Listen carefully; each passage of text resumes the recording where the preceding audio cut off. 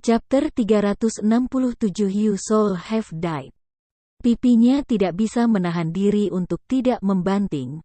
Huang Putianyuan mengepalkan tinjunya, dan memiliki dorongan untuk buru-buru memukulnya, dan berteriak, "Pries besar. Kamu dulu mengatakan bahwa tidak ada kecelakaan dalam hidup. Takdir ini sudah diatur, semuanya sudah diperbaiki. Kalaupun ada perbedaan, itu hanya pertigaan jalan, apakah kamu tersesat ke dalamnya? Kenapa langit biru aku menjadi kecelakaan? Jalan itu tidak kekal, takdir langit berubah, dan segala sesuatu di dunia tidak dapat lepas dari kendali takdir. Seperti 8 pintu dunia, buka, istirahat, hidup, terluka, lakukan, adegan, kaget, dan mati. Ketika kamu menjalani kehidupan, kamu akan hidup dan mati. Artinya, kematian, memasuki gerbang istirahat lamban dan bingung, memasuki gerbang pemandangan, masa depan cerah, tetapi itu umumnya bergema di 8 gerbang, dan tidak bisa lepas dari takdir. Yun Xuanji menarik napas dalam-dalam dan mengatakan banyak misteri dan misteri. Dia menghela nafas lagi dan mengerutkan kening. Namun, semua hal hidup selamanya, dan ada jumlah yang berbeda. Beberapa orang tidak dikendalikan oleh nasib surga. Kelopak mata tidak bisa menahan sedikit gemetar. Huang Putianyuan masih tidak jelas. Oleh karena itu, Leng Wuchang sudah mendengar rasa yang sebenarnya, dan berkata dengan terkejut, "Maksudmu bahwa Zuo Fan tidak dikendalikan oleh nasib surga?" Mau tak mau membeku, melihat ekspresi terkejut Leng Wuchang, Huang Putianyuan mengerutkan kening dalam-dalam. Dia tidak mengerti apa yang dibicarakan peramal, dia tidak dikendalikan oleh takdir dan apa artinya. Namun, Yun Xuanji tidak lagi berbicara banyak. Setelah lama terdiam, dia hanya menghela nafas dan dengan samar berkata, "Ini adalah akhir dari percakapan. Aku tidak ingin berbicara lebih banyak. Kalian berdua harus melakukannya sendiri, tidak kirim." Orang tua ini telah mengeluarkan perintah untuk mengusir pelanggan. Kaisar Putianyuan tidak menyadari napasnya mandek, dan api gelap tiba-tiba muncul dari lubuk hatinya, dan dia ingin buru-buru memukuli lelaki tua itu. Tidak ada yang jelas, mereka akan diusir. Mereka sudah lama di sini, aku benar-benar tidak tahu mengapa mereka ada di sini. Namun, sebelum dia bertindak, Leng Wuchang buru-buru menghentikannya, membungkuk sedikit ke Yun Xuanji, dan dengan hormat berkata, "Terima kasih, Pries besar, untuk menelepon. Datang mengunjungi aku lagi di hari berikutnya." "Hei, Tuan Leng, kamu tahu ada apa?" Tetapi orang tua itu tidak mengerti apa-apa, teriak Huang Putianyuan, wajahnya penuh kebingungan. Leng Wuchang melambaikan tangannya dan membujuk pintu, "Ayo pergi, Pries besar baru saja memberi kita instruksi yang jelas. Zuo Fan adalah anomali, dia bukan musuh atau teman, dan dia tidak punya apa-apa. Untuk apa hubungannya? Tidak masalah, dia tidak tahu berapa banyak dari kita yang terbunuh. Bagaimana mungkin gerbang kaisar tidak membalas permusuhan ini?" Mata Huang Putianyuan melebar dan dia menatap Leng Wuchang dengan aneh. Tidak diketahui begitu. Kok Pak Leng bisa ngomong kayak orang tua zaman sekarang, aneh banget ya. Leng Wuchang tersenyum tak berdaya, dan menariknya keluar dan berjalan keluar. "Tuan, tunggu kami kembali, dan aku akan menjelaskannya kepada kamu nanti." Mencicit. Pintu terbuka dan Leng Wuchang hendak keluar dengan Huang Putianyuan, tetapi dia bertemu Zuo Fan, yang telah mengintip keluar, dan terkejut, "Zuo Fan, apakah kamu di sini?" Petik 2. "Iya, kebetulan sekali. Hahaha, seperti kamu di sini untuk meminta saran tentang bagaimana menghadapiku." Dan aku juga di sini untuk membiarkan Priest besar memberi petunjuk tentang cara menyingkirkanmu secara efektif dan cepat. Petik 2. Tanpa sadar menyeringai, Zuo Fan dengan provokatif berkata, hanya saja, kita berurusan dengan masing-masing lain dan bertanya pada orang yang sama. Apakah itu agak aneh? Anak-anak bodoh. Rumah pengorbanan didasarkan pada langit selama ribuan tahun, dan tidak pernah berpartisipasi dalam perjuangan antar kekuatan. Dan akan jangan pernah membuat saran untuk satu pihak. Itu hanya untuk membimbing orang-orang di dunia dan menghilangkan keraguan dalam perjalanan menuju kehidupan. Mata Wei Wei Leng Wuchang menyipitkan mata dan tersenyum dingin. Lagi pula, kau dan aku ketahui situasinya sekarang. Meskipun keluarga Luo berkembang pesat, itu ada di puncaknya. Jika kamu berani memindahkan kami, itu hanya akan melukai dua keluarga dan orang luar akan menjadi murah. Kebijaksanaannya seperti kamu dan aku. Orang-orang, seharusnya bukankah mereka melakukan hal yang ceroboh seperti itu? Meliriknya dalam-dalam, Zuo Fan sedikit mengangguk, ya, tapi karena kamu mengerti ini, lalu mengapa kamu menyerah? Maukah kamu menyerah lagi dan lagi, di luar gerbang kota kekaisaran? Tubuhnya tiba-tiba bergetar, kelopak mata Wuchang Leng bergetar, dan tinjunya mengepal erat. Penganiayaan Zuo Fan terhadap dirinya saat itu bisa dikatakan sebagai momen paling memalukan dalam hidupnya. Hehehe, Tuan Leng, meskipun kamu tahu aku tidak tahu bagaimana melakukannya, kamu masih takut pada aku karena satu alasan. Dia tertawa, dan Zuo Fan menunjuk ke posisi hatinya. Dengan sinis berkata, disinilah kamu lebih buruk dari aku. Kamu tanpa keberanian aku, kamu hanya seorang penasihat, kamu tidak dapat mencapai hal-hal besar. Hahaha, mendengar ejekan Zuo Fan di telingaku, Leng Wuchang tidak bisa menahan gemetar di sekujur tubuhnya, matanya merah dan kukunya menempel di daging. Ini jelas penghinaan telanjang Zuo Fan kepadanya. Tapi dia tidak punya pilihan selain menanggungnya. Dengan kekuatan Zuo Fan saat ini, mereka tidak berani memprovokasi dengan mudah. Terlebih lagi, dia adalah orang yang fokus pada situasi keseluruhan. Bagaimana dia bisa masuk ke alam keabadian karena hal kecil ini?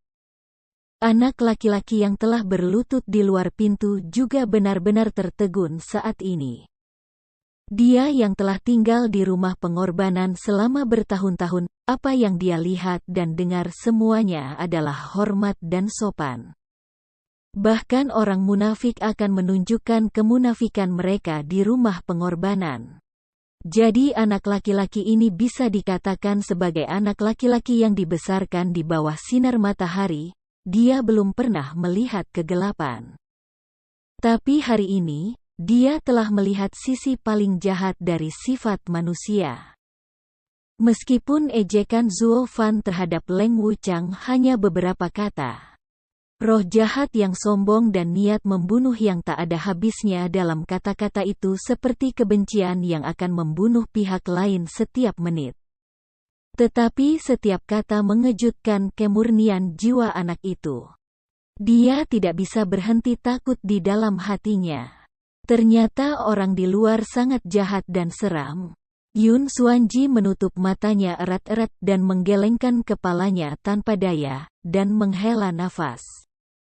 Leng Wuchang mengambil 2 napas dalam-dalam sebelum secara bertahap menenangkan pikirannya yang gelisah, dan kemudian tidak ada yang lain. Berkata, Huang Putian Yuan yang marah berjalan keluar pintu, ayo pergi. Melihat punggung kedua orang itu perlahan-lahan menjauh, Zuo Fan menunjukkan senyum puas. Beralih untuk melihat bocah bodoh di sebelahnya, dia dengan lembut menepuk pipinya yang berdaging, dan berkata dengan senyum jahat, orang kecil, kamu tahu, orang-orang itu canggung di depan Lao Su. Pria tampan ayo. Anak itu menatap Zuo Fan dengan bodoh, tapi tidak berbicara. Pelayan Zuo, tolong jangan ajari murid-muridku.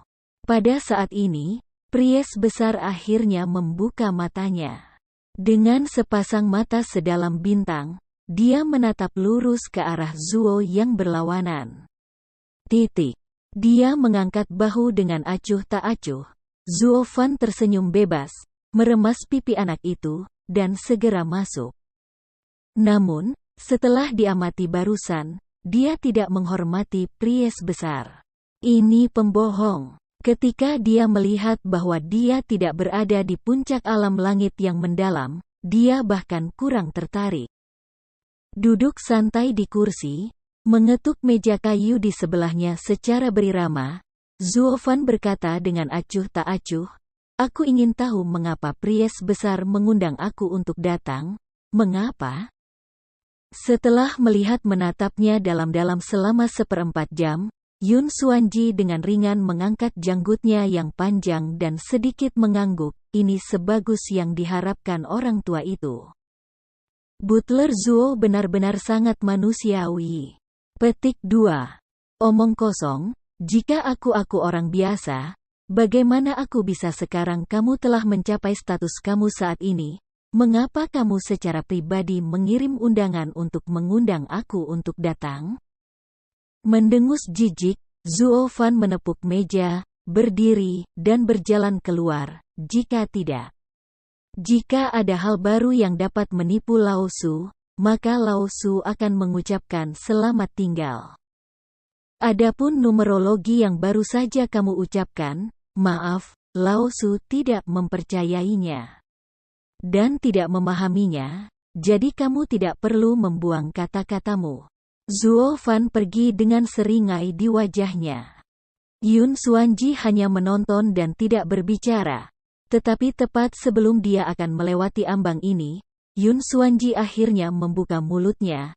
Kamu pantas mati sejak lama. Mencicit, tubuh Zuo Fan tidak bisa menahan diri untuk tidak bergerak, mengangkat kaki yang akan dia melangkah keluar, dan tiba-tiba berhenti di udara, pupil matanya penuh kejutan. Kata-kata Yun Xuanji membuat hatinya bergetar seketika. Iya, dia benar-benar sudah lama meninggal. Apakah itu Zuo Fan, budak keluarga Luo, atau Zuo Yifan, kaisar iblis tempat suci? Keduanya seharusnya sudah lama meninggal. Zuo Fan saat ini adalah sisa dari kaisar iblis Zuo Yifan, yang terlahir kembali dengan tubuh dan jiwa budak keluarga Luo, Zuo Fan. Apakah dia Zuo Fan atau Zuo Yifan sekarang? Tidak ada perbedaan besar. Dia menggunakan metode rahasia dalam catatan rahasia Jiuyu untuk menggabungkan keduanya menjadi keberadaan baru. Namun, ini adalah rahasia terdalam di hatinya. Bagaimana orang tua ini bisa melihatnya sekilas? Mungkinkah? Menegangkan dan menoleh, Zuo Fan mengerutkan kening dan melihatnya dengan bingung, tapi itu tidak bisa tidak mengecilkan pupil matanya. Pada saat ini, mata lelaki tua itu benar-benar gelap, tetapi cahaya putih kecil berkelebat dan berkelebat, sedalam bintang di langit tanpa turun ke bawah. Benarkah desas-desus itu benar bahwa setiap generasi patriark keluarga Yun benar-benar akan menumbuhkan sepasang murid yang dapat melihat melalui nasib orang? Ini terlalu fantastis. Bahkan orang-orang kudus di tempat kudus, atau bahkan master tingkat kaisar, mungkin tidak dapat mempraktikkan kekuatan gaib seperti itu. Lagi pula, apakah benar ada takdir di dunia ini? Sebelumnya, Zuo Fan benar-benar tidak percaya, tetapi sekarang Zuo Fan tidak dapat mempercayainya. Dengan menggerutu, Zuo Fan menelan ludah, dan Zuo Fan menatapnya dalam-dalam. Ekspresi serius, di mana kamu, suci? Dari mana keluarga Yun berasal? Dia tidak pernah percaya bahwa akan ada keluarga aneh seperti itu di Van Tier. Sial, itu pasti keluarga suci. Alisnya sedikit berkerut, Yun Xuanji memandang Zuo Fan, dengan ekspresi bingung di wajahnya. Steward Zuo, aku tidak tahu apa yang kamu bicarakan. Keluarga Yun telah tinggal di pegunungan dan hutan sejak zaman kuno dan tidak pandai berkelahi. Sejak Kaisar pendiri Tianyu mengangkat pasukannya dan diundang keluar dari gunung untuk diabadikan. Kamu dapat bertanya dari mana kami berasal. Orang tua itu hanya dapat berbicara terus terang, dari Tianyu. Petik 2. Kali ini, Zuo Fan lebih aneh lagi, dengan kemampuan yang begitu aneh. Apakah keluarga terlahir begitu biasa? Atau apakah mereka telah melupakan sejarah masa depan mereka setelah sekian lama? Memikirkan hal ini, Zuo Fan berbalik dan tersenyum, lalu kembali ke tempat duduknya tanpa malu-malu, dan berkata dengan senyum malu-malu, "Pries besar, betapa tersinggungnya kamu barusan. Jangan kaget, di mana kita hanya bicara?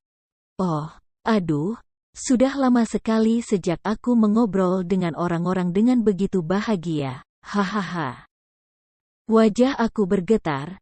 Yun Xuanji tidak bisa menahan tawa. Pejabat Zuo tidak bertemu, bisa membungkuk dan meregang, tanpa malu-malu, juga sikap yang cukup tua.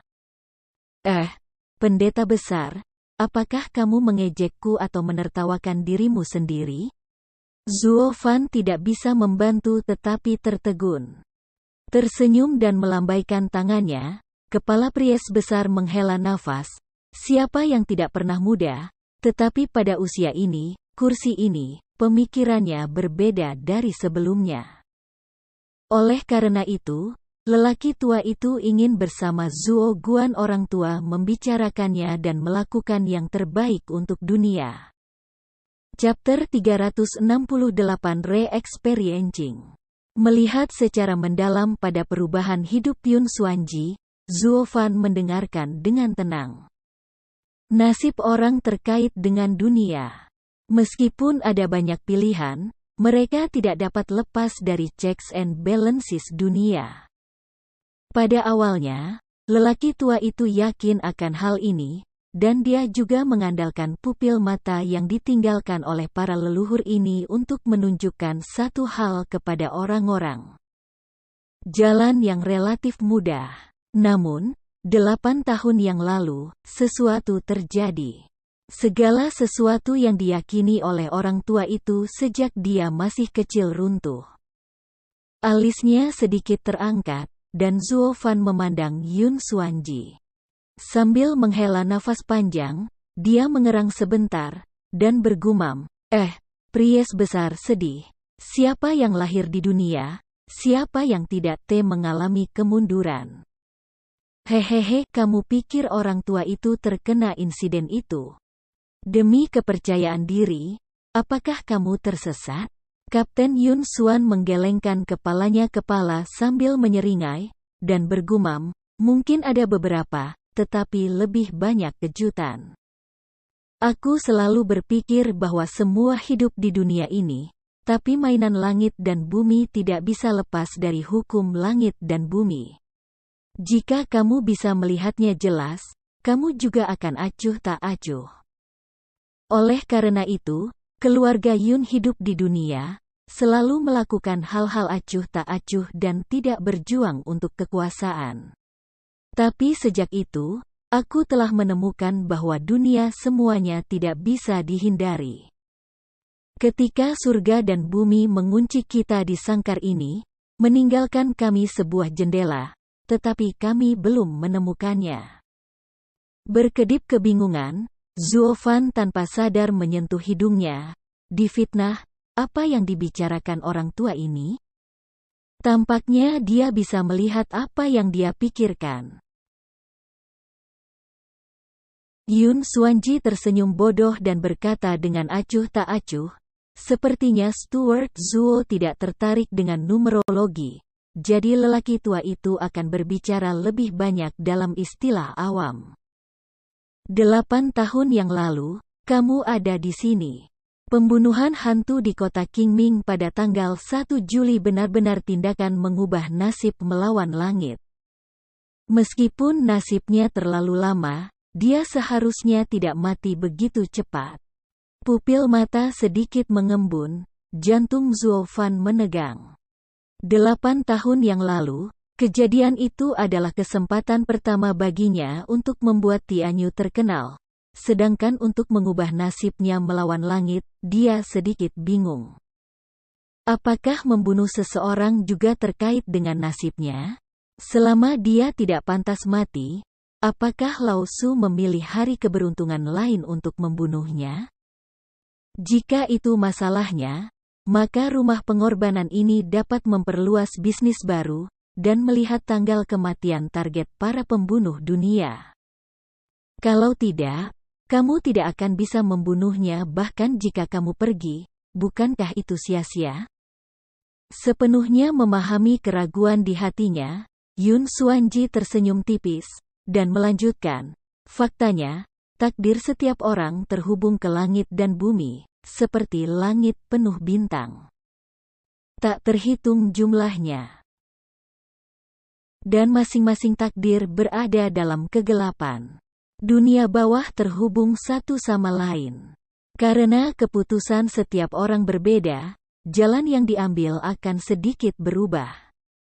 Tapi hantu 7, benar-benar tidak ada jalan buntu saat itu. Bahkan jika ada jalan buntu, itu akan menjadi 20 tahun kemudian bahwa kekaisaran berada dalam kekacauan. Sudah waktunya. Jadi ketika berita kematiannya datang, lelaki tua itu langsung tercengang. Dia melihat langit di malam hari dan menemukan bahwa orang yang seharusnya tidak hidup telah selamat, dan langit akan dipenuhi bintang-bintang. Garis nasib kacau. Tapi dia sendiri sudah melompat keluar dari takdir dan membuat masalah sesuka hati. Setelah itu, lelaki tua itu mengamati semua miliknya tindakan, dan seperti yang diharapkan, kemanapun dia pergi, nasib semua orang telah berubah. Yang kuat akan menjadi lebih lemah, dan yang lemah akan menjadi lebih kuat. Ini benar-benar seperti iblis yang kacau, membuat gambaran yang jelas tentang dunia menjadi kacau. Pries besar, iblis kacau yang kamu katakan, bukan?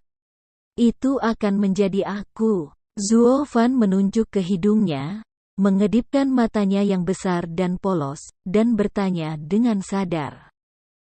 Sambil tertawa kecil, janggut Yun Xuanji sedikit bergetar dan berkata, apa yang kamu katakan? Hahaha, kamu bisa berpikir sendiri, di sepanjang jalan ini, berapa banyak orang yang membuatmu tidak percaya. Perubahannya, keluarga Luo, keluarga kelas 3 yang hampir ingin mati, di tanganmu tidak hanya kembali dari kematian, tetapi juga dengan cepat naik ke puncak 8 keluarga.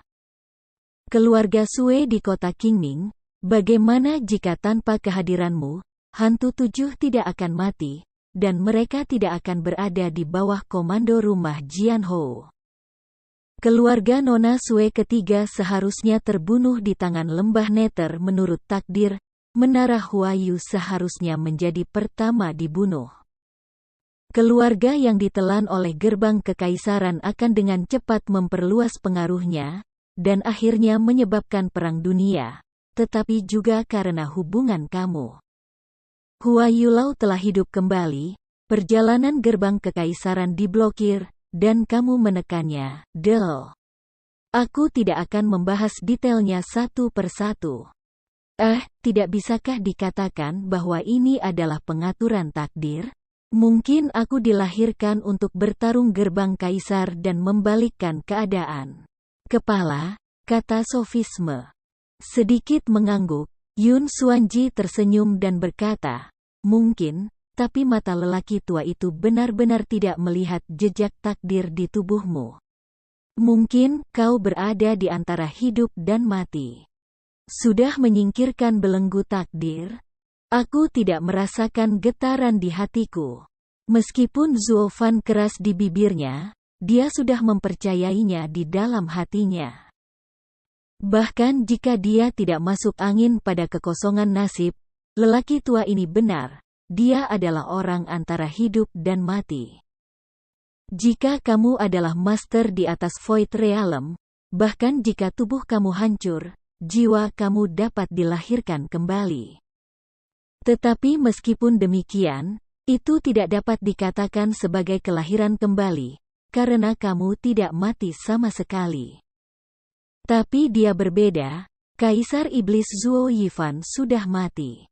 Zuo Fan, budak dari keluarga Luo, bahkan tidak dianggap sebagai kultivator, dia dibunuh oleh orang lain dan mati. Menurut metode rahasia dalam catatan rahasia Jiuyu, keduanya menjadi satu, tetapi monster yang berkeliaran antara hidup dan mati terbentuk. Juga dapat dimaafkan untuk menghindari hukum langit dan bumi. Lagi pula, mereka mati jika dipisahkan, tetapi hidup jika mereka bersama. Stuart Zuo, aku tidak tahu bagaimana kamu melakukannya, tapi tolong percayalah, penampilan kamu akan membawa perubahan besar bagi nasib semua orang. Ambil napas dalam-dalam, Yun Xuanji berhenti sejenak, dan akhirnya matanya memadat, dan dia berbicara lagi, tetapi kali ini dia mengatakan sesuatu yang sangat serius. Awalnya, orang tua itu tidak bermaksud untuk membuat masalah ini menjadi publik, tetapi untuk memenangkan kepercayaan kamu, orang tua akan memberitahumu sebuah rahasia. Faktanya, Huangpu Qingtian, putra tertua sekte kaisar yang dibunuh olehmu, benar-benar terlihat seperti seorang kaisar. Jika dia tidak bertemu denganmu dan seseorang selain Hit muncul, dia mungkin benar-benar menjadi kaisar baru di sini. Petik 2. Apa? Zuo Fan tidak bisa membantu tetapi berkedip tak percaya. Awalnya, dia selalu merasa bahwa Huangpu Qingtian meneriakkan takdirnya di depannya setiap kali itu hanya narsisme. Tanpa diduga, bahkan Pries besar mengatakannya sekarang, yang agak aneh. Tanpa sadar tertawa pahit, Yun Xuanji dengan enggan menggelengkan kepalanya dan menghela nafas. Nasib Huangpu Qingtian dilihat oleh lelaki tua itu. Pada pandangan pertama, lelaki tua itu dapat menyimpulkan bahwa putra ini memiliki penampilan seorang naga bumi. Di masa depan, adalah mungkin untuk menjadi raja bumi. Namun, ada jalan nasib, persimpangan jalan, tidak peduli seberapa buruk kehidupan, ada cara hidup, tidak peduli seberapa baik kehidupan ada juga tempat kematian. Oleh karena itu, lelaki tua itu hanya menginstruksikan bahwa putranya harus melalui 3 malapetaka sebelum dia dapat naik. Bencana pertama ini adalah malapetaka nasib. Raja datang ke dunia, jiwa naga kembali ke tahta. Pengakuan masa kecil Huangpu Qingtian tentang jiwa naga tidak masuk akal. Bencana ini, hitung dia. Petik 2. Zuo Fan mengangguk dengan jelas dan mengerti. Ya, jiwa naga dari Vena bumi sangat kejam. Dan bahkan seorang penguasa cahaya Tuhan mungkin tidak dapat menaklukkannya. Tetapi Huangpu Qingtian dapat menyerap jiwa naga dengan bayi kecil, dan saling melengkapi dengan jiwa naga. Memang nasib cakar naga, jika tidak dapat dijelaskan. Bencana kedua ini adalah perampokan ayah dan anak. Kaisar Pu Tianyuan, penguasa gerbang kaisar, adalah orang yang sewenang-wenang. Jika Huangpu Qingtian ingin bertindak, dia harus berkuasa dan merebut posisi dari ayahnya. Dengan cara ini, akibatnya, tidak dapat dihindari bahwa kanibalisme ayah dan anak terjadi. Selama dia bisa kejam, membuang keluarganya, dan merebut tahta, maka dia akan mengambil jalan menuju raja dan ambil langkah lagi. Anak itu pasti kejam, hanya karena air seninya. Zuo Fan mencibir dalam hatinya, difitnah untuk sementara waktu, Mungkin ayah ini dan musibah anak lebih baik daripada nasib hari ini. Dan malapetaka terakhir ini juga yang paling penting, dosa. Huang Puking terlahir sombong dan tidak memiliki siapapun di matanya. Ini adalah kejahatan beratnya. Jika dia dapat merenungkan dirinya sendiri, menggunakan bakatnya, dia harus benar. Ibu kota Kaisar.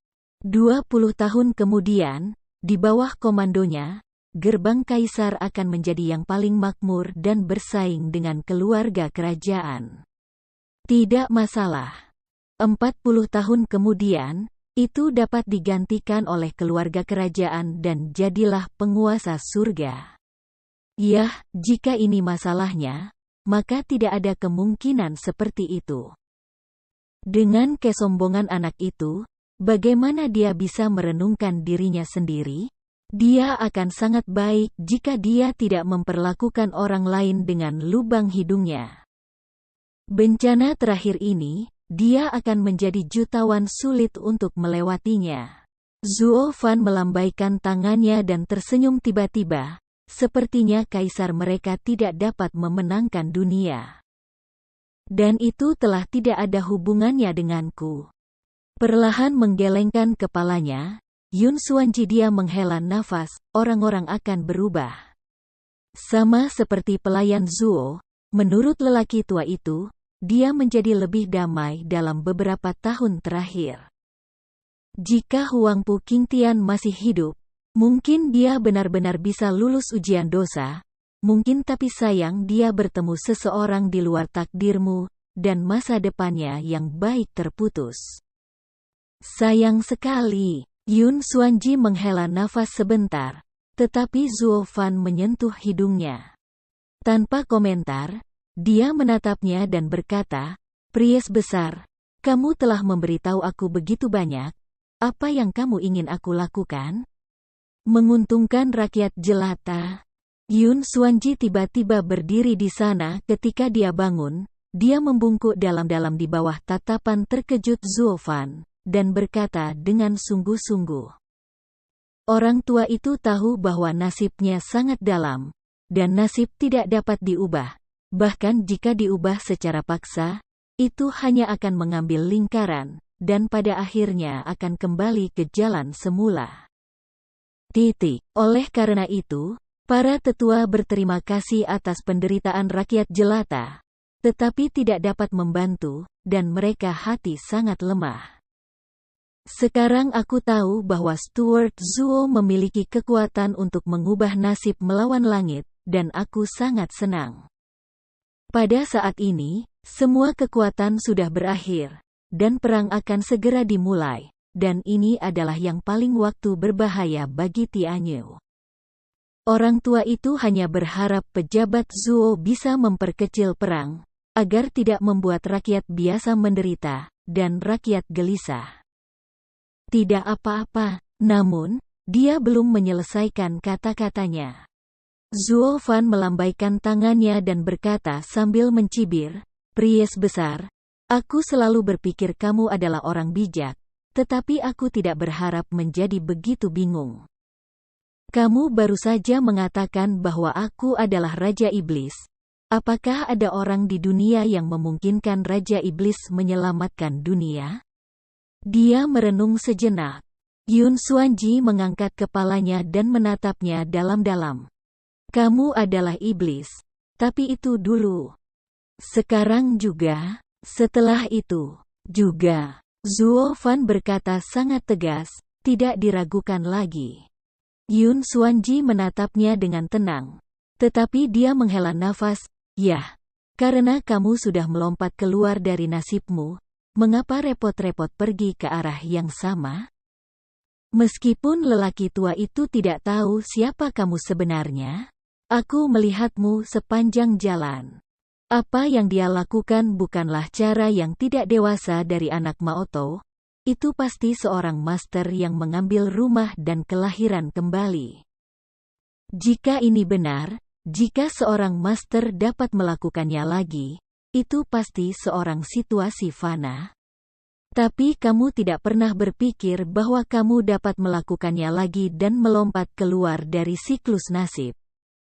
Bukankah itu pengalaman ulang? Tubuhnya tiba-tiba bergetar. Zuo Fan menatapnya dalam, jantungnya berdebar kencang langsung melompat. Dia tidak hanya menebak asal-usul hubungan, tetapi apa yang dia katakan juga sangat menyentuh hati iblis tua ini. Rasakan kembali. Ya, dalam pengalaman kurang dari 10 tahun, karena dia berbeda dari berlatih sendirian di tempat suci di kehidupan sebelumnya, dia bertemu banyak orang dan mengalami berbagai perasaan. Dan dia juga memiliki perasaan yang tidak dapat dijelaskan di dalam hatinya sentimen. Ini adalah sesuatu yang belum pernah dia lakukan sebelumnya. Mungkin, kelahiran kembali ini benar-benar kesempatan baginya untuk kembali dari langit, agar suasana hatinya dapat dinaikkan ke tingkat yang lebih tinggi, sehingga dapat menghantam alam iblis. Memikirkan hal ini, hati Zuo Fan jernih, dan dia sangat nyaman. Mungkin kematian kaisar iblisnya adalah berkah tersembunyi. Ayo bicara, apa gunanya aku? Sudut mulutnya sedikit menyeringai, memperlihatkan senyum jahat. Meskipun Zuo Fan menerima saran Yun Xuanji, dia tetap tidak berubah. Chapter 369.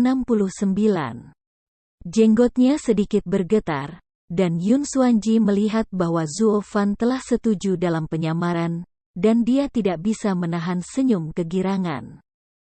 Adapun harga yang harus dibayar, dia sudah siap. Pelayan Zuo ingin mengubah nasibnya melawan langit dan menguntungkan rakyat jelata. Ini adalah perbuatan baik yang besar. Mulai sekarang, keluarga Yun aku bersedia mengambil pelayan itu. Zuo menantikan pengirimanmu.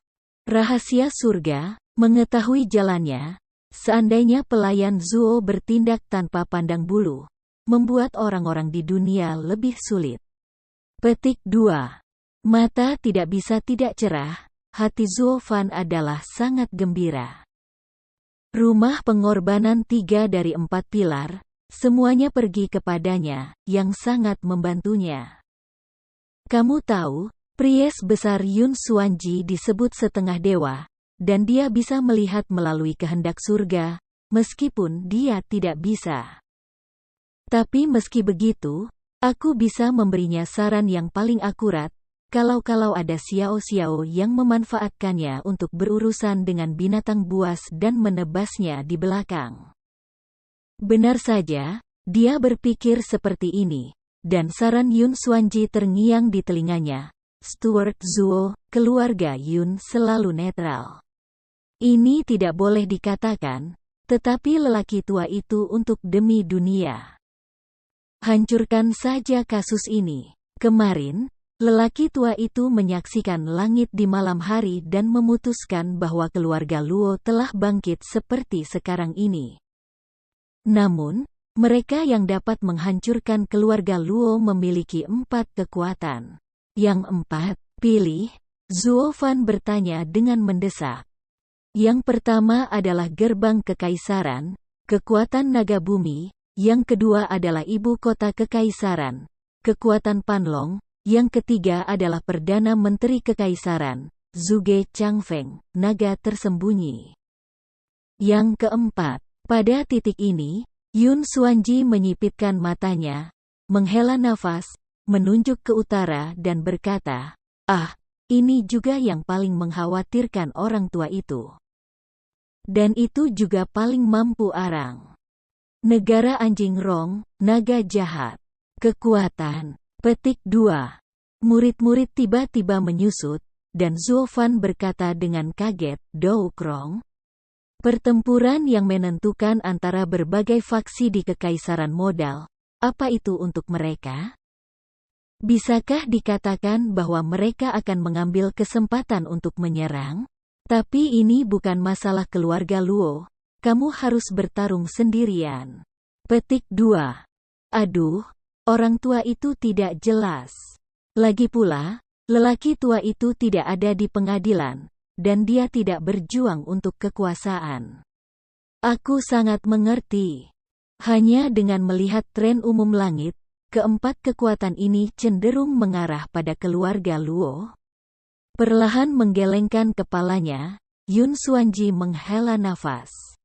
Setelah memikirkannya untuk waktu yang lama, Zuo Fan bingung di matanya dan tidak dapat menemukan kuncinya. Jika prediksi Yun Xuanji tidak buruk, maka anjing itu kelas 1, sekolah mana itu?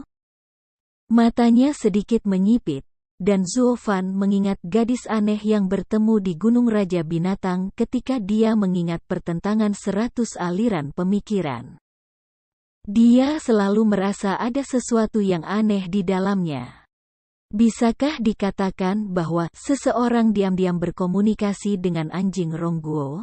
Kalau tidak, bagaimana kekuatan asing bisa bergabung dengan perkelahian Tianyu? Memikirkan hal ini, Zuo Fan memikirkan 3 kekuatan lainnya. Tampaknya mereka semua memiliki kekuatan untuk bekerja sama dengan Dokrong, dan dia menjadi lebih berhati-hati. Sepertinya dia masih sedikit berpikir dan sederhana. Sebenarnya hanya menatap kekuatan tempur ketiga pihak saat ini. Siapa yang mengira bahwa tripartit ini tidak akan tahu siapa yang akan menarik bantuan asing dengan cara yang tidak tahu malu? Tahukah kamu alasan mengapa pupuk tidak mengalir ke ladang orang luar? Zuo Fan mengutuk diam-diam di dalam hatinya, tetapi Zuo Fan beruntung. Untungnya, dia melihat awan misterius ini hari ini dan mendapatkan sarannya. Jika tidak, dia tidak akan pernah berharap bahwa pihak lain juga akan membuat tangan yang memalukan ini. Jadi dia buru-buru memberi hormat dan berkata dengan rasa terima kasih, "Terima kasih, Tuan Yun, atas ajaran kamu. Aku akan kembali dan bersiap segera lain kali. Aku tidak akan membiarkan orang asing menyinggung Tianyu aku dan menyebabkan kehidupan untuk dibakar." Hehehe. Butler Zuo dapat sepenuhnya menyadarinya.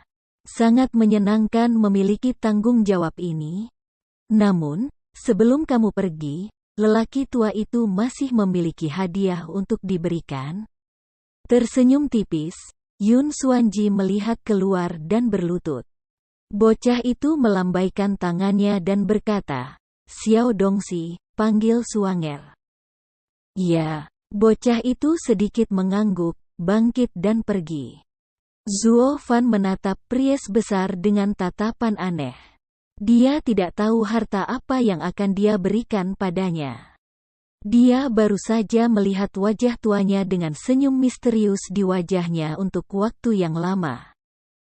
Dalam waktu singkat, disertai dengan bunyi lonceng yang cepat, angin yang harum tiba-tiba menerpa hidung Zuo Fan, membuatnya merasa rileks dan bahagia. Dan pada saat yang sama suara wanita yang manis masuk ke telinganya, "Kakek, apa kau mencari aku?" Tanpa disadari, Zuo Fan menoleh untuk melihat, tetapi melihat sepasang mata sejernih salju menyapa matanya, kulit putih, lesung pipit dangkal. Biarkan Zuo Fan memiliki perasaan deja vu hanya ketika dia melihatnya. Ninger, sebenarnya, gadis ini dan Sue Ningxiang berbeda dalam penampilan, atau dia jauh lebih cantik daripada Sue Ningxiang. Tapi ada satu hal yang menurut Zuo Fan sama. Itulah perasaan yang mereka bawa kepadanya. Mereka semua begitu cerdas dan murni, seperti salju di puncak dataran tinggi, bersih tanpa kotoran. "Suanger, kemari." Yun Xuanji memberi isyarat, dan kemudian memandang Zuo Fan dan memperkenalkan, "Ini cucu perempuanku, Yun Xuang." Zuo Fan mengangguk sedikit, dan senyum tipis melintasi sudut mulutnya. Mungkin itu karena dia merasa terlalu mirip dengan Sue Ningxiang. Zuo Fan baru pertama kali bertemu, dan dia memiliki niat baik yang tidak dapat dijelaskan. "Halo, aku pengurus rumah tangga Luo." Zuo Fan. "Halo." Yun Suang juga tersenyum sedikit, membungkuk kepada Zuo Fan, dan bel di tangannya membuat suara yang menyenangkan. Melihat ini, Yun Xuanji mengangguk puas, dan kemudian mengatakan sesuatu yang mengejutkan mereka berdua, "Steward Zuo, mulai hari ini dan seterusnya, Suanger adalah pelayanmu, jaga dia." Apa?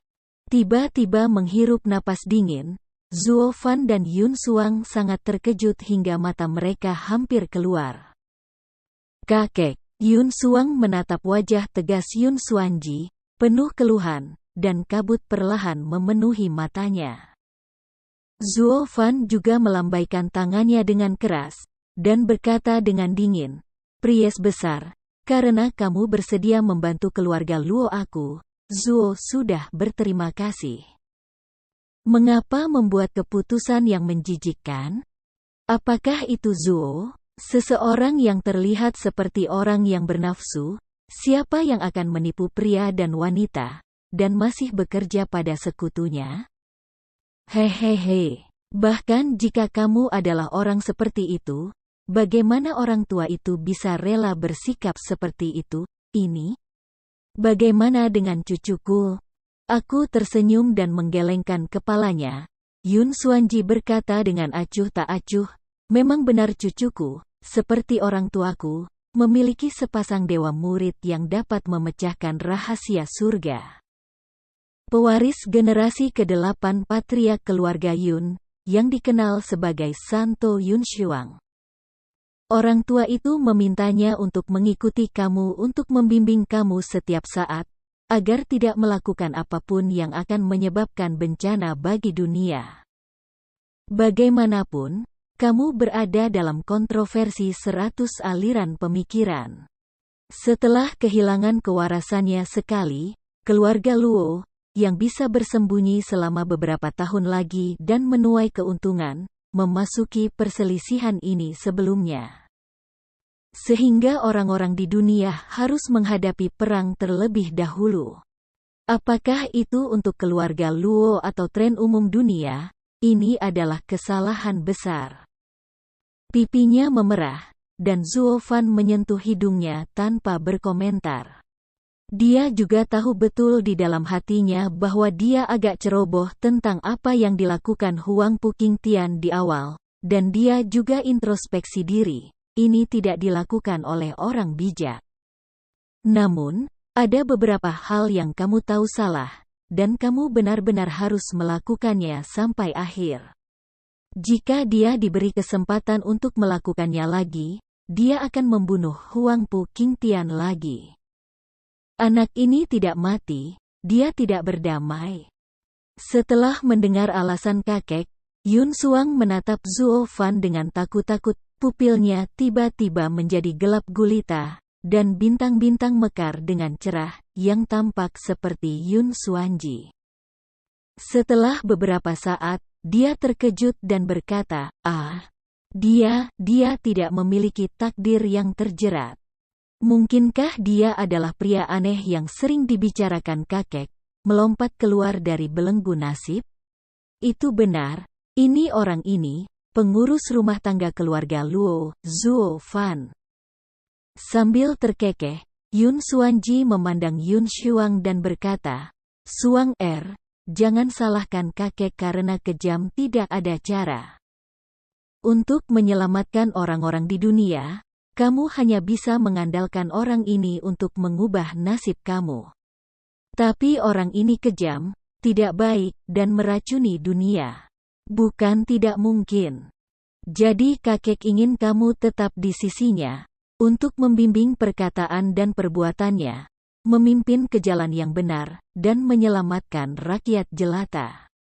Ini prestasi yang luar biasa."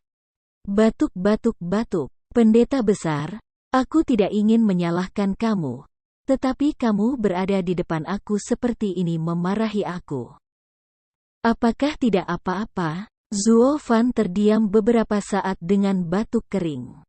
Yun Xuanji melambaikan tangannya dengan acuh tak acuh, dan tersenyum, "Hahaha. Kepala pelayan Zuo selalu menganggap dirinya orang jahat. Apa kata-kata barusan? Kamu harus memuji kamu, pria besar. Sekarang aku tahu mengapa kamu menyebut aku tidak tahu malu, dengan sikap yang sama seperti dulu.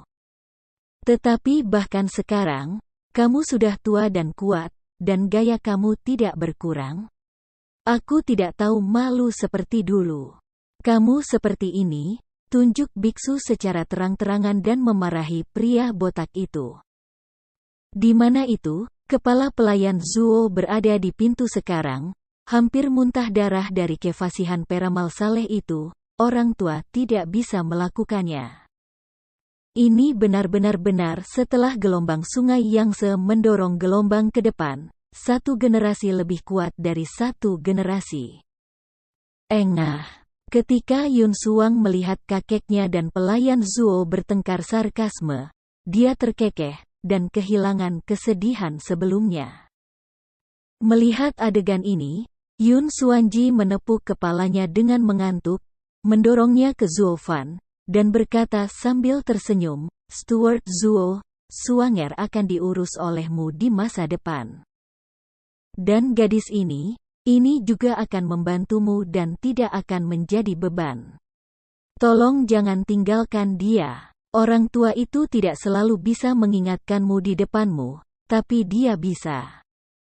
Dia berguna." Merasa memilih, Zuo Fan merasa bahwa kata-kata lelaki tua itu tampaknya memiliki arti lain, tetapi dia tidak menyelidiki terlalu banyak, jadi dia mengangguk. Orang tua ini benar, ada orang di sekitarnya yang bisa mengalahkan rahasia surga setiap saat, dan dia memang jauh lebih baik daripada berlari di sini setiap hari. Jadi dia sedikit mengangguk dan setuju. Jadi Yun Xuanji secara pribadi mengirim keduanya keluar dari rumah dan melihat mereka pergi. Yun Suang sangat enggan, dengan air mata di matanya, tetapi terseret oleh tarikan kuat Zuo Fan. "Ini bayi, jangan lakukan itu untuk apa-apa."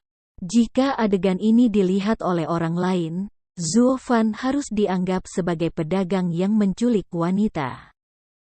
Namun, yang tidak diperhatikan semua orang adalah bahwa itu berada di urutan kedua. Segera setelah sosok manusia menghilang, di gang remang-remang menghadap rumah pengorbanan, sepasang mata dingin muncul tersembunyi di jubah hitam besar, dan mereka tidak bisa melihat wajah mereka. Setelah beberapa saat, bayangan gelap melintas, datang ke telinganya dan mengucapkan beberapa kata. Lalu pria itu sedikit mengangguk dan bersenandung dengan dingin.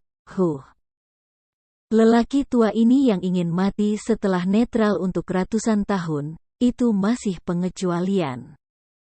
Begitu suara itu jatuh, bayangan itu berbalik dan menghilang. Hanya langit di atas rumah pengorbanan yang dengan cepat suram, dan ada kecenderungan kuat akan datangnya gunung dan hujan serta angin di seluruh bangunan. Pria besar yang akan kembali ke rumah, tubuhnya sedikit mandek, menoleh dan melihat ke langit, kulitnya tidak lagi semudah sebelumnya, tetapi ditutupi dengan selimut yang dalam dan berat. Perasaan, dan menghela nafas, untuk orang-orang biasa di dunia, apa kehormatan dan aib klan aku? Hehehe. Yun Xuanji tersenyum pahit, dan matanya telah mengungkapkan kehendak yang sebenarnya kematian. Chapter 370 Kidnapping. Suanger, apakah kamu tidak keberatan jika aku memanggilmu seperti itu di masa depan? Dalam perjalanan kembali ke keluarga Luo, Zuo Fan dan Yun Xuang berjalan berdampingan, tetapi dengan wajah jahat, selalu tersenyum sedih pada gadis kecil itu, seolah-olah melihat harta yang langka. Yun Xuang menyusut, dan air mata di antara matanya belum mengering. Dia mengangkat matanya dan melirik Zuo Fan. Melihat tatapan jahat pamannya menipu gadis di sebelah, dia ketakutan lagi. Dia menundukkan kepalanya cemas, dan terdiam. Melihat ini, Zuo Fan tertawa terbahak-bahak, hahaha. Gadis Suanger, jangan takut. Kakekmu memberikanmu kepadaku untuk membantuku mencapai tujuan besarku. Omong-omong, kami adalah orang-orang di front yang sama. Ketika masalah selesai, kamu secara alami dapat kembali ke rumah pengorbanan. Selain itu, kamu dan aku bergaul untuk waktu yang singkat, kamu mungkin tidak mengenal aku. Tapi selama kamu mengikuti aku lama-lama pasti ketahuan. Ikutan Lao Sufak, pasti bikin enak, minum pedas, bawa pura-pura bawa terbang, senang lahir batin. Dan tidak akan memperlakukanmu dengan buruk, hehehe. Zuo Fan jarang membual di depan wanita, tapi entah kenapa, mungkin gadis ini benar-benar memiliki temperamen seperti Ninger. Zuo Fan benar-benar membual secara tidak wajar. Yun Suang mengangkat matanya dan mengintipnya lagi, lalu dia terkekeh, menutupi mulutnya dan terkekeh. Kemudian, aku menatapnya lagi, ragu-ragu untuk waktu yang lama, dan dengan ringan berkata, Zuo. Pramugari Zuo, kakek memberitahu aku sebelum pergi, bahwa kamu adalah orang jahat. Izinkan aku membimbing kamu ke bagus. Tapi menurutku kamu tidak sejahat itu. Hahaha, makanya aku bilang kamu tidak kenal aku. Menggelengkan kepalanya tanpa komitmen, Zuo Fan tersenyum diam-diam pada gadis lugu itu. Tiba-tiba, angin bertiup kencang, dan semburan asap kuning menyapu ke arah mereka berdua. Zuo Fan tidak bisa membantu tetapi pupilnya memadat. Dia terkejut, dan berteriak, tidak, itu asap beracun, Suanger, tahan napas dan padatkan. Jie, tidak berguna. Asap beracun orang tua, bahkan pelindung tubuh dari para penguasa para dewa, pasti tidak akan bisa berhenti.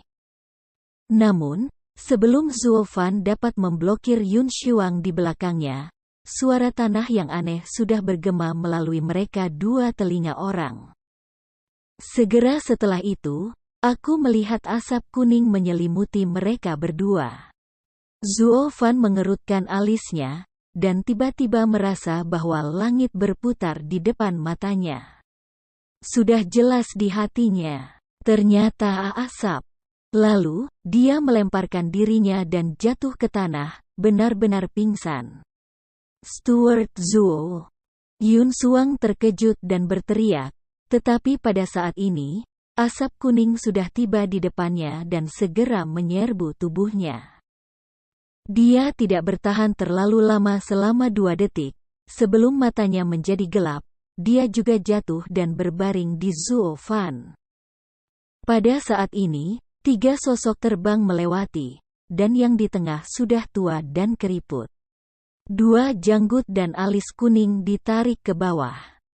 Pria tua itu melambaikan tangannya dan meletakkan semua asap kuning di lengan baju jubahnya. Ketika mereka datang ke tanah, mereka melihat 2 orang di tanah, dan mereka bertiga tertawa bangga bersama. Hahaha, Zuo Fan, pramugara nomor 1 di dunia, betapa kuatnya orang tua itu, tapi bukan itu. Orang tua itu hanya mencoba beberapa trik, dan dia bisa menangkapnya. Itu, pria tua dengan alis kuning, besar dengan senyum, ekspresi cemburu. 2 orang di sebelahnya harus bersama, membungkuk dan dipuji, leluhur Huang Mei, kekuatan beracun tidak terkalahkan di dunia, bahkan jika itu adalah istana 7 raja pengobatan. Itu jauh lebih buruk. Petik 2. Ngaf. Apa itu istana Raja Obat? Bagaimana bisa dibandingkan dengan orang tua itu? Aku pikir saat itu, istana Raja Obat meminta orang tua itu untuk beribadah, dan yang tua manusia dibandingkan dengan mereka. Bukankah itu semua dikalahkan? Ini benar-benar orang dengan nama belaka. Leluhur Huang Mei melengkungkan bibirnya dengan jijik, menatap 2 orang di tanah dan berkata, pangeran kedua hanya membutuhkan Zuo Fan, apa yang harus dilakukan gadis ini? Kepada leluhur aku. Aku mendengar bahwa Zuo Fan selalu bertindak arogan dan acuh tak acuh, dan tidak banyak orang yang dekat dengannya. Gadis ini benar-benar bisa berjalan berdampingan dengannya, dan dia harus menjadi orang yang dekat. Jika kamu membawanya pergi, kamu harus menghadap pangeran. Berguna. Seseorang di sampingnya membungkuk untuk melaporkan. Leluhur Huang Mei mengangguk sedikit, lalu melambaikan lengan bajunya dan berubah menjadi angin kuning untuk melepas keduanya. Dua lainnya bertemu, bergegas mengikuti, dan segera menghilang. Namun, mungkin kemenangan itu datang terlalu mudah. Bahkan leluhur Huang Mei Shenzhou telah melonggarkan kewaspadaannya, tetapi dia tidak menyadarinya. Hanya tidak jauh dari sana, sesosok tubuh menggigil, menyaksikan semuanya di sini. Dilihat lebih dekat, bukankah sosok itu sama dengan bocah buku yang mengikuti Putri Yongning saat itu? Sudah berakhir, sesuatu telah terjadi, aku harus melapor kepada sang putri sesegera mungkin. Bocah buku itu terkejut selama 1/4 jam, dan berlari ke kota kekaisaran dengan panik. Dalam waktu kurang dari setengah jam, aku berlari kembali ke gerbang kota, terengah-engah, mengeluarkan token, dan menunjukkannya kepada penjaga. Aku pelayan pribadi sang putri, Elf Zhu. Biarkan pergi cepat. Pada saat yang sama, di depan kamar putri, seorang pria gemuk menyeka keringat dari dahinya, terengah-engah, dan berteriak, Yongning, cepat, keluar cepat, saudara ketiga tidak baik. Dengan plop, pria gemuk itu jatuh ke pintu asrama, mengutuk dan berkata, Nenek, beruang, seberapa besar kota kekaisaran? Selain itu, tidak ada yang bisa duduk di kursi sedan, dan harus berjalan, yang benar-benar sangat tidak manusiawi. Ini hanyalah diskriminasi telanjang terhadap kita orang gemuk. Lalu kenapa kamu masih lari ke kota kekaisaran? Bukankah lebih baik di istanamu? Hehehe.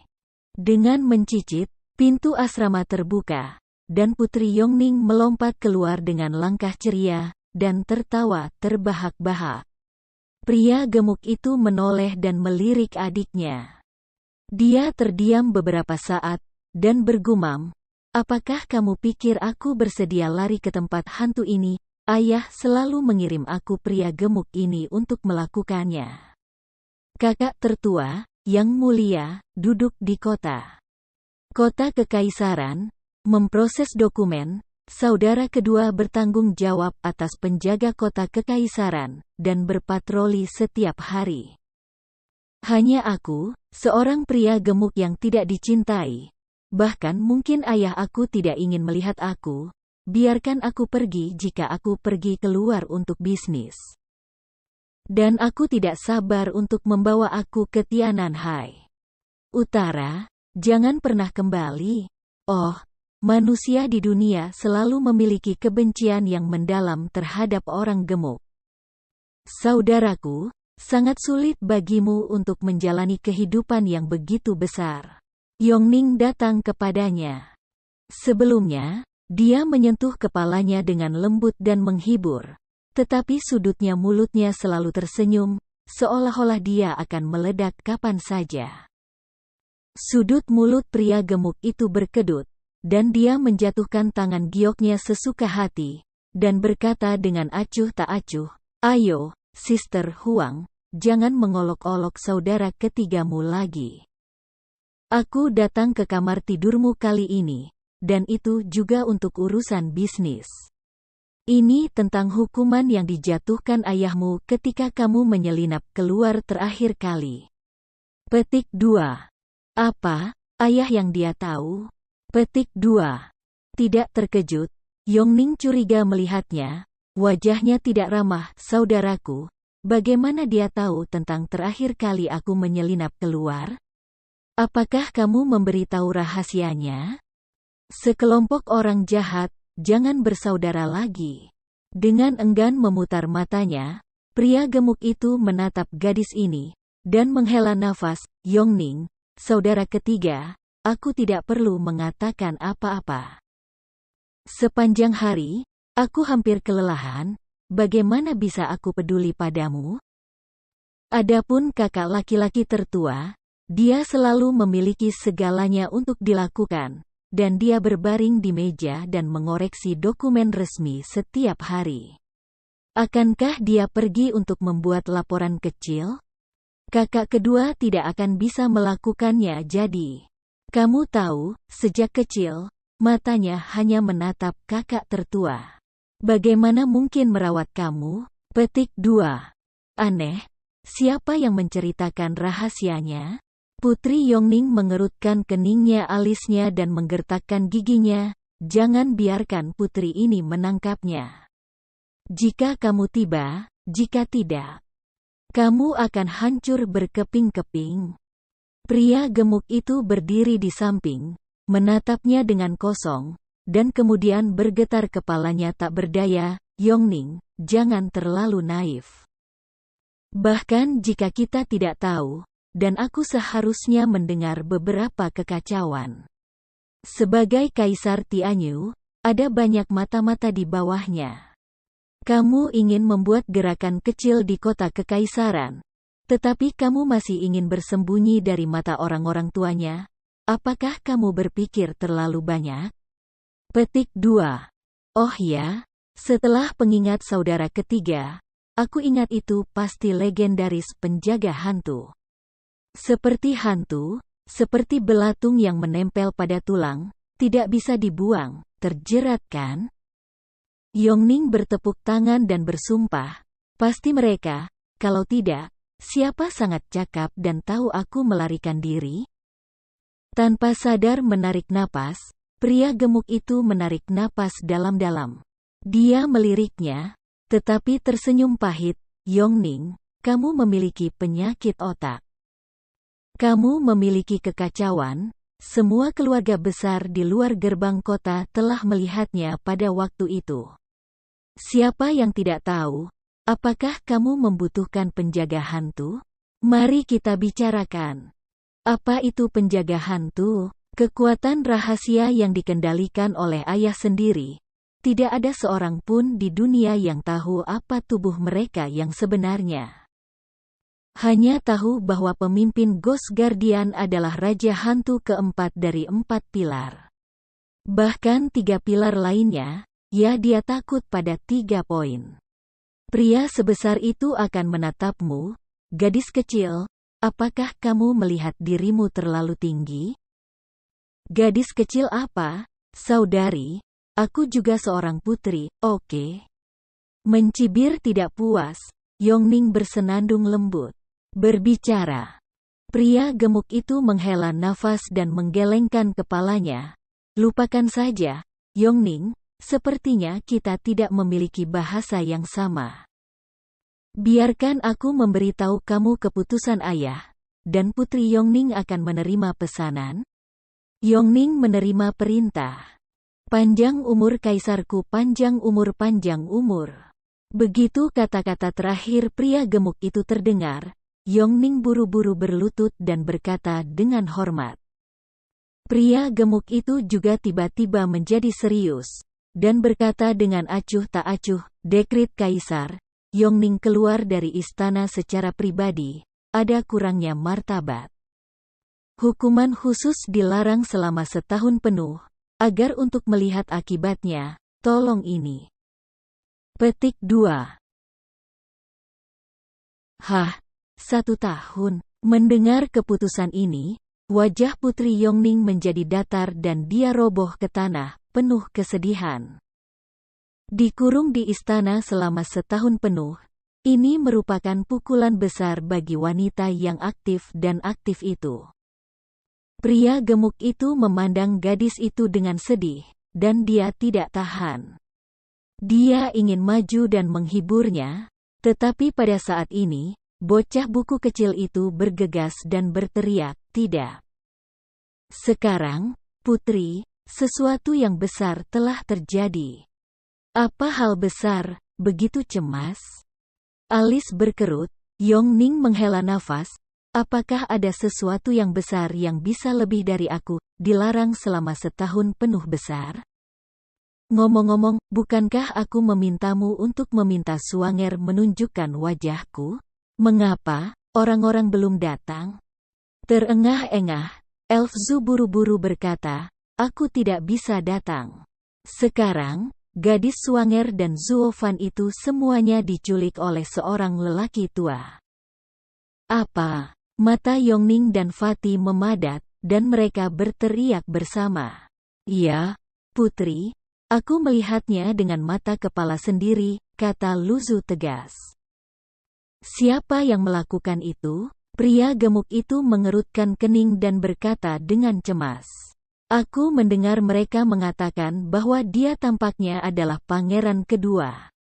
Apa? Si gendut dan Yongning terkejut lagi, berteriak, dan wajah si gendut menjadi pucat karena ketakutan. Kakak kedua ini terlalu berlebihan.